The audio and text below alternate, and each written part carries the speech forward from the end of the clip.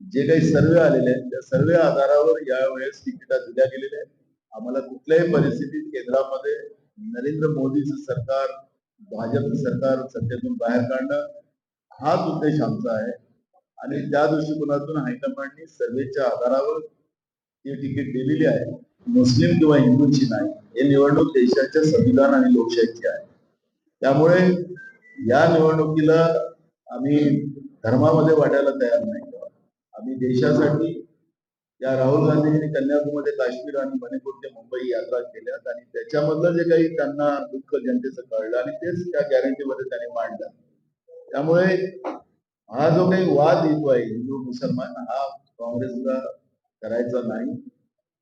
नसीमबाईंनी आपली भूमिका मांडली, हायकमांडनी त्यांची भूमिका समजून घेतली, त्यांनी पत्र पण दिलं आणि उद्या स्वतः नसीमबाई उमेदवाराचा फॉर्म भरायला जातो. हा जो ब्लॅकमेलिंगचा सत्तेचा दुरुपयोग करण्याचं काम हे भाजप करते हे उघडकीच आहे.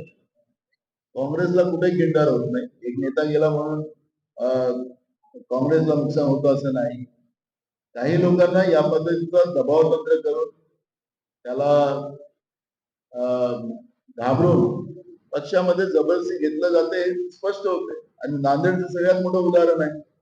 नांदेडमध्ये गेले पण उलट काँग्रेसची जागा त्या ठिकाणी निवडून येते.